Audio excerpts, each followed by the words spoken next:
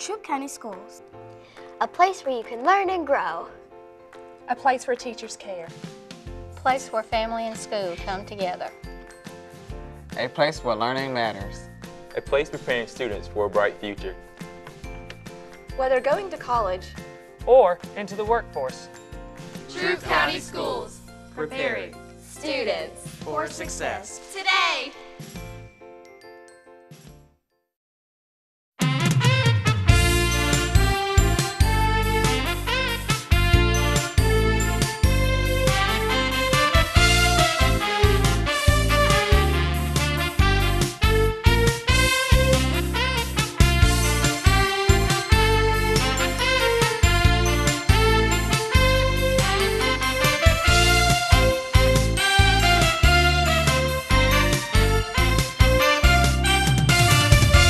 Greetings. On behalf of the Troup County School System, you have tuned in to Spotlight on Education, and I'm your host, Tina Duckett.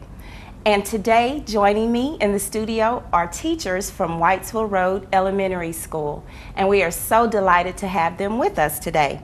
We have Miss Heidi Jones, 5th grade teacher, and Miss Rochelle Pompey, 3rd grade teacher. Thank you, ladies, for being here. Thank you. Thank you for having us. And so we're excited to learn more about Whitesville Road Elementary School. But before we do, we know that your school leaders couldn't join us today, but they sent their very best, and we're glad you're here. Who are your school principals?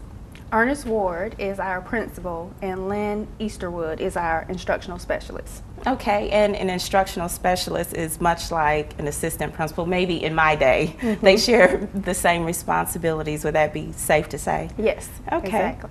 Well, we are glad again that they sent you here, and we know that our audience they're going to learn so much more about Whitesville Road.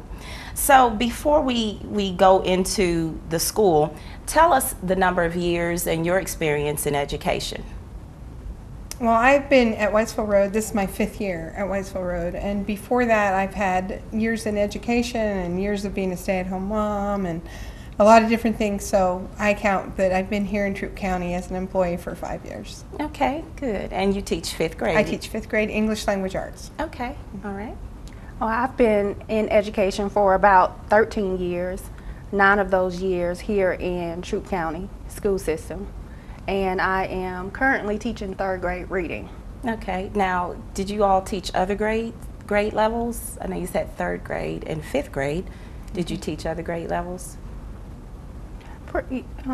Some. I've had some experience in 5th grade also. Okay, all right. Well, you come to us with a number of years of teaching, and you've expressed the subjects that you teach. So let's talk about Whitesville Road Elementary School. We know that the school is growing, literally and figuratively. So explain to us a little bit about that growth. Well, we have currently about 665 students enrolled this year. Last year we had about 510 students. Oh, okay. So we have seen a significant growth this year. Okay. And we've had an increase of about 150 students that transferred in from the closure of Unity Elementary School. 150 students? Wow, that's a big number. And we'll dig into that a little bit more. So tell us about the faculty and staff to work with that large of a population. How many faculty and staff do you have? Right now we have 51 certified and 38 non-certified staff members.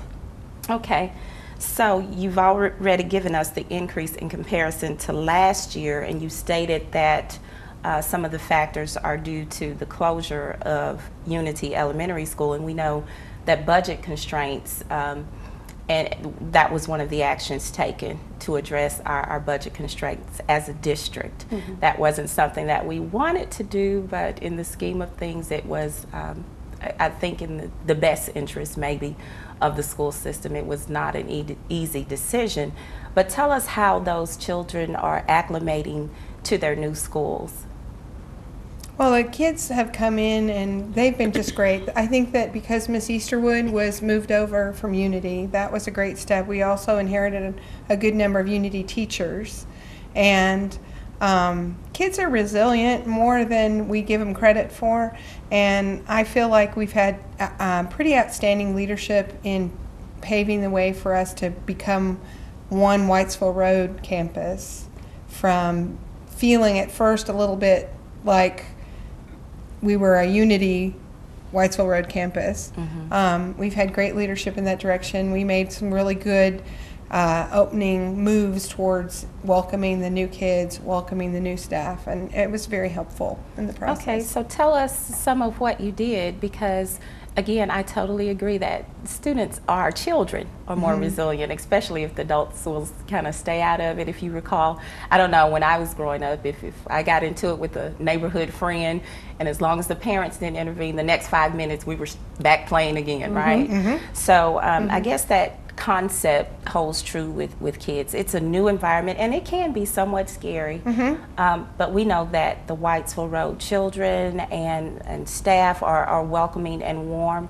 So tell us what you did to help those children transition. Well, initially we had an open house where the students came and we had soft drinks and pizza and ice cream, and they did tours of the school, and then they sat in tables that were grade level indicators so that the teachers would know to come to their students that would be coming in the next year. Some of the kids that came from Unity had previously been at Whitesville Road, because there's a lot of movement within the Zone, and there were some kids, so it was a homecoming for some of the kids. Okay.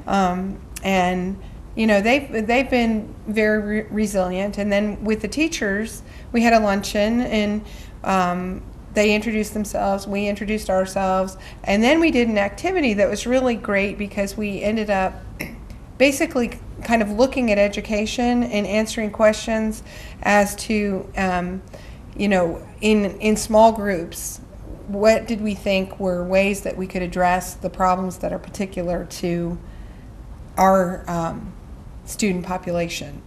And that was probably the best icebreaker we could have had, because we all have the same passion, we all have the same heart, we all are in education for very similar reasons, and we work at the schools that we work at for very particular reasons. And so that was probably the best way that it could have happened for us to all get to know each other right out of the gate, was just to see that wherever we come from, whatever our age is, whatever our experience is, we have the same mission, the same goal. I'm so glad you said that, and just to hear a teacher's heart, it is refreshing, because I know that our parents who are watching appreciate hearing that. And speaking of mission, what is the mission of Whitesville Road? Well, our mission is to provide a comprehensive, high-quality education that will equip our students with the skills and knowledge needed to perform on grade level as middle school students.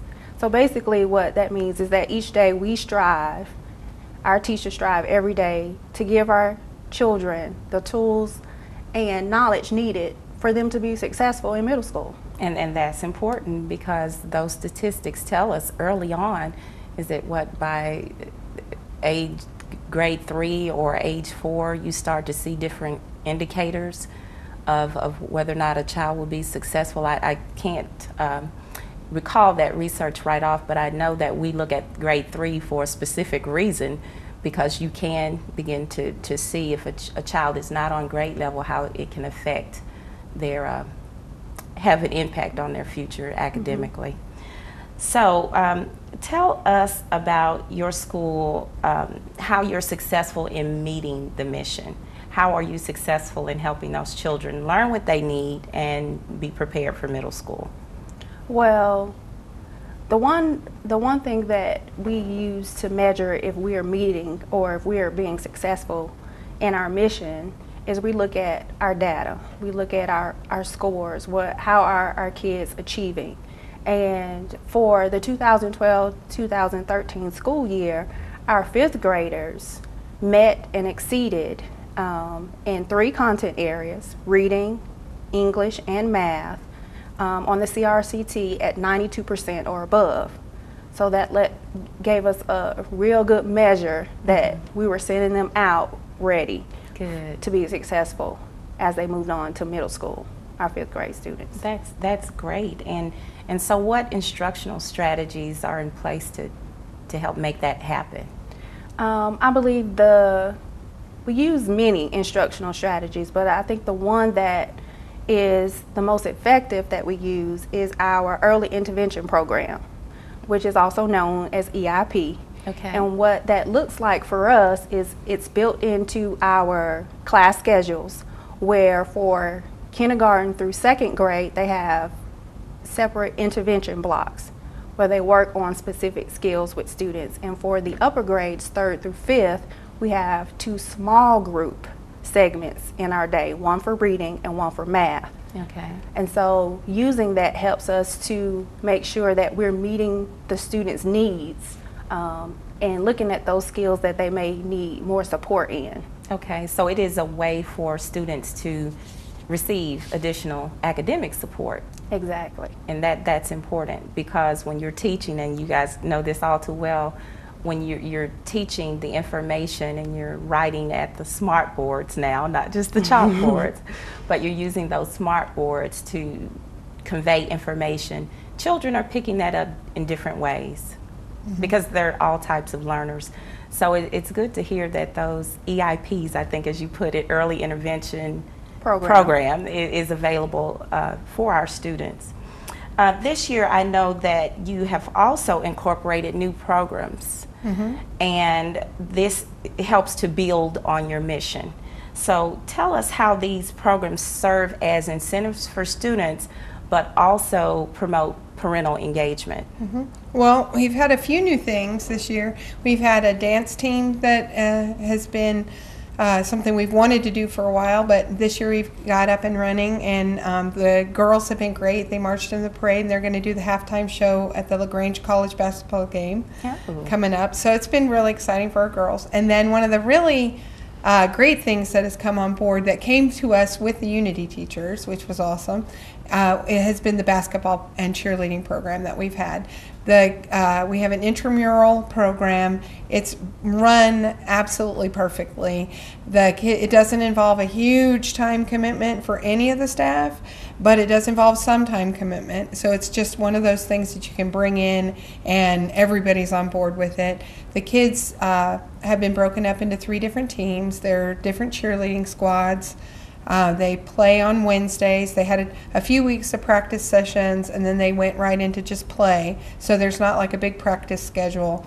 They play with every fiber of their being. It's so wonderful. And they have to keep their grades up in order to play. Okay. They have to keep their grades up in order to cheer. They have to keep their grades up in order to attend, because they have to bring back a permission slip to be able to attend the games.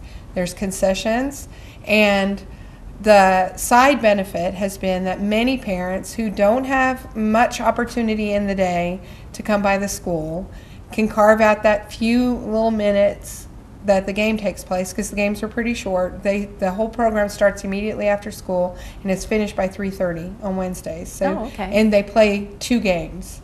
So you can see it's pretty quick. But a lot of the parents can come in and make that little time slot, and that's a great time that you as a teacher can say, your kid is doing an awesome job. I just want to give you a heads up. They're right where they need to be. Or you can also say, you know what, whenever you have time in your schedule, if you could carve out some time for us and come by and give us a few minutes. Your kid's doing a great job, but there are some areas we see that we could maybe get them even further down the road. And that is a much more friendly way to interact with parents who frequently are, only hearing from the school if something is a worry for them or makes them feel anxious. You get a call from your kid's teacher. You're not always going to assume it's great news, but it might be. And it's just opened the doors for a lot of parental involvement. It's been a great behavior tool. It's been very team building on behalf of not only the students, but also the staff. Because when do we see a 3rd grade teacher on 5th grade hall? Probably never. But when your 5th graders are playing for that coach, it builds an entire school culture that feels like we're all on the same team. And it's just been an awesome contribution that was brought to us by Unity teachers. And that's great. That is important, the exchange of ideas and different strategies, incentive programs, and ways to engage parents that not only for the Whitesville Road staff, but the Unity staff to come in and feel at home, feel accepted as part of the team. So now let's talk about how you engage community. That's how you engage the students in their learning and the parents in their learning. But how do you engage community in education? We have a big event in November, and it's been an ongoing event for many years, and it's a big Veterans Day program that we do. It's something where the kids can put on a performance that is 100% focused on paying tribute to the members of the military who have served previously and who are currently serving. And people come from all over the place, and our partners in education help us out tremendously. Baptist Tabernacle feeds 600 people. Chick-fil-A donated cookies for our students. Dan Rick donated t-shirts for every member of the staff and faculty and every child who was participating in the program.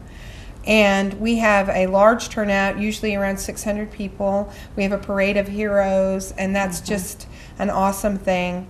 And the kids love being a part of it. It helps them understand America and how we came to be who we are, why they can study. Some of our girls, we focus on telling them ahead of time, you know, and there are countries where if you're a girl, you don't have access to education.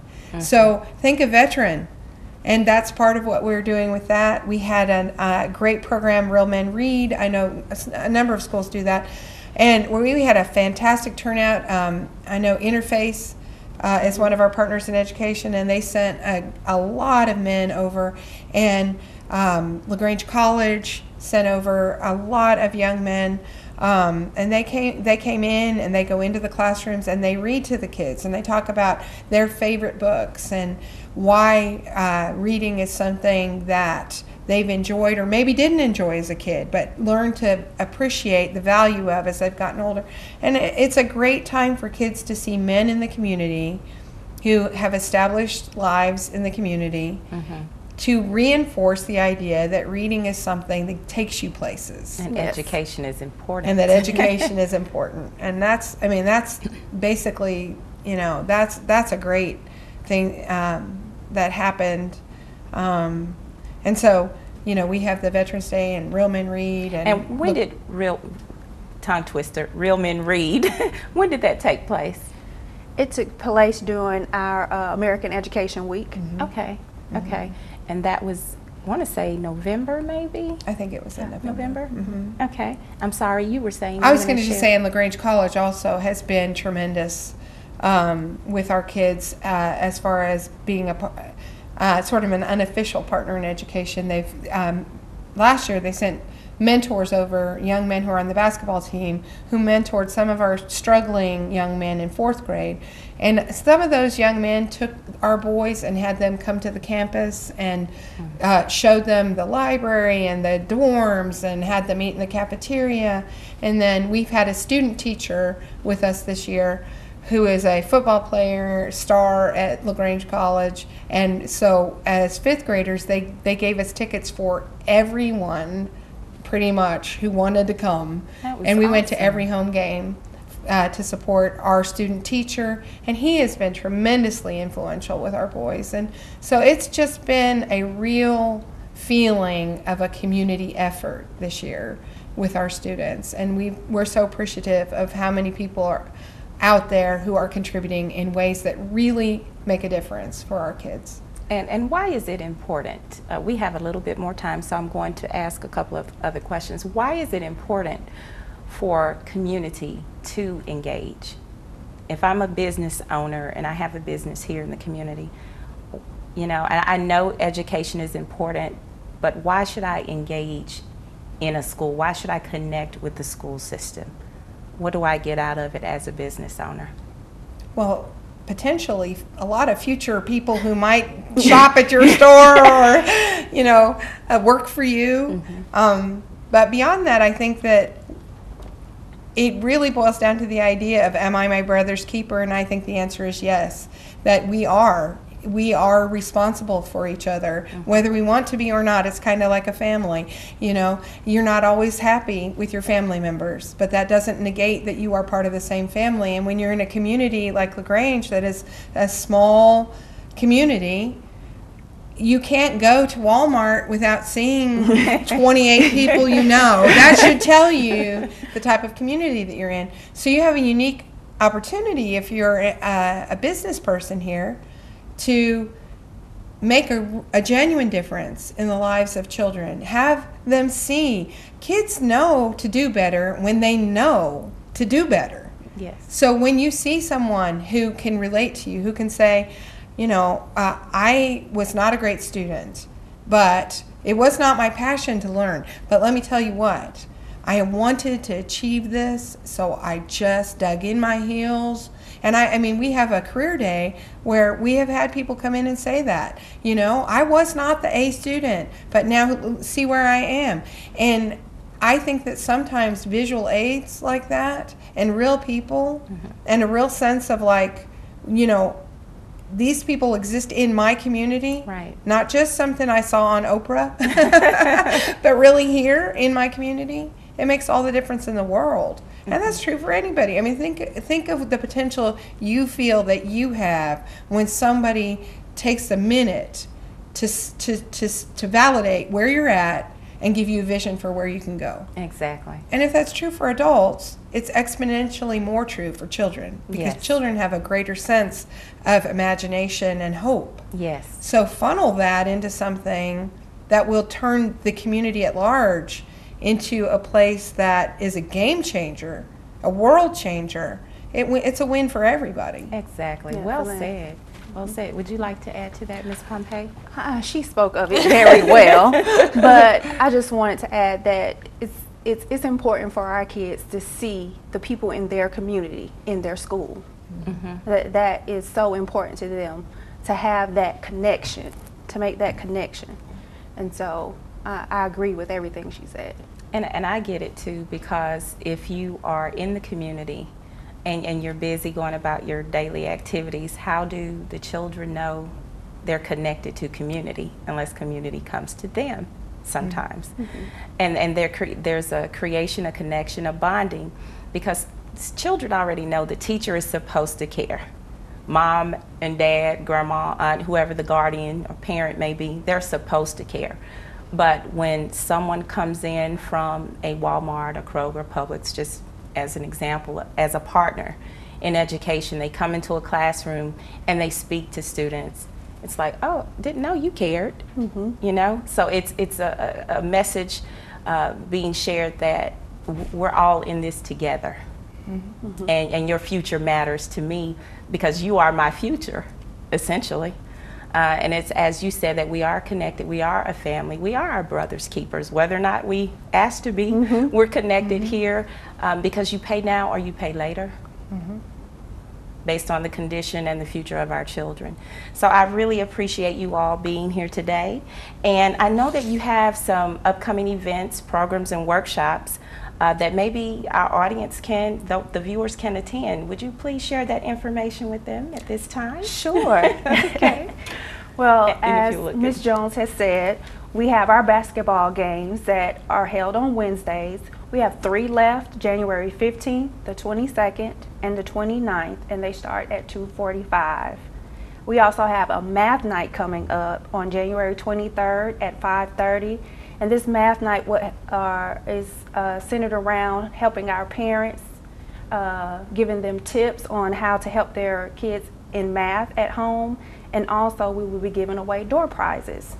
And last but not least, we have our Black History Expo, which is February the 21st. And it's at 8:30 a.m. in the morning. And our kids will be putting on short performances on what they have learned about the contributions that African Americans have had in our society.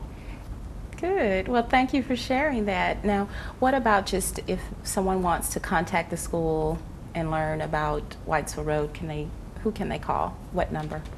You can just call the school if you want more information about our events at 706-812-7968. Sorry. And that's again? 706-812-7968. 68. Okay. Well, Miss Heidi and Miss Rochelle Pompey, we appreciate you all for joining us today. And to our viewers, thank you for tuning in, and hopefully you've learned more about Whitesville Road Elementary School and the Troup County School System. Thank you for tuning in, and until next time, make it a great day.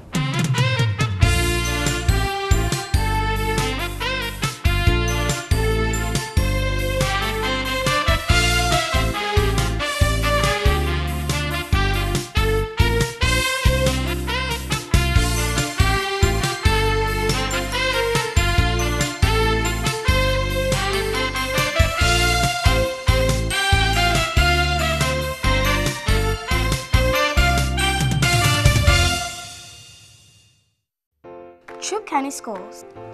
A place where you can learn and grow. A place where teachers care. A place where family and school come together. A place where learning matters. A place preparing students for a bright future. Whether going to college Or into the workforce. Troup County Schools, preparing students for success today.